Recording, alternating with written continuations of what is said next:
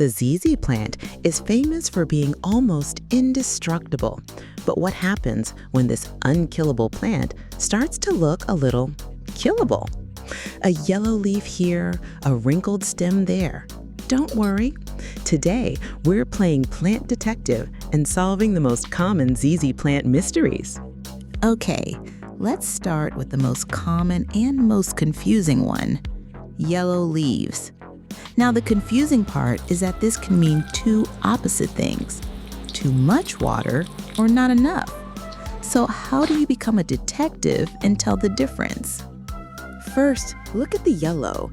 If the leaves are turning a soft, almost mushy yellow, especially at the base of the stem, that's the classic sign of overwatering. The plant is drowning. If you see this and the soil is damp, you need to stop watering immediately. And if it's really bad, you'll need our root rot rescue guide, which I've linked below. But if the leaves are turning a more uniform, sometimes even crispy yellow, and the stems look a bit wrinkled, that's a sign of underwatering. Your plant is thirsty. The solution? A good, thorough drink.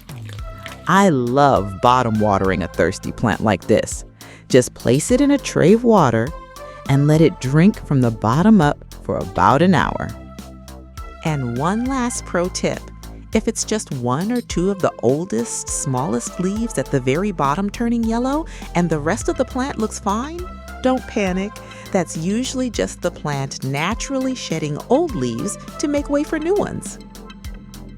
Next up, wrinkled stems. Think of your ZZ plant stems and the rhizomes under the soil like a camel's hump. They're full of water. When they start to look wrinkled or shriveled, it's a clear sign that the water reserves are getting low. This is the easiest fix in the book. The plant is just telling you, hey, I'm ready for a drink. Give it a thorough watering and don't be surprised if it takes a day or two for them to fully plump back up.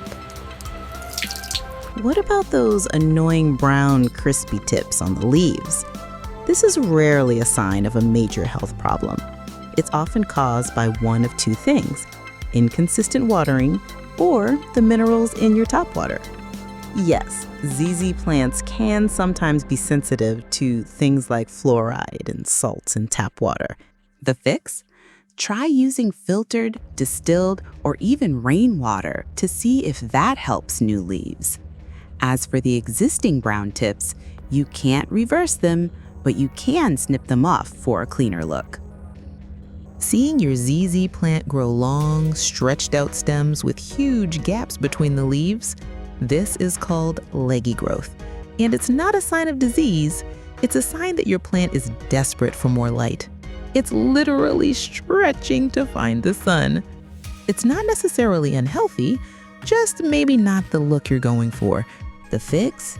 The main solution is to move it to a brighter spot. But what about the leggy part that's already grown? You can't shrink it back, but you can prune it. Simply snip the stretched out stem off. This will encourage the plant to send up new, more compact shoots from the base, especially now that it's in better light. And hey, you can even propagate the part you cut off. And there you have it, 4 of the most common issues you might see with your ZZ plant. As you can see, this plant is amazing at telling you exactly what it needs. If this helped you solve a mystery, a thumbs up would be amazing. And make sure you're subscribed so you don't miss the next one.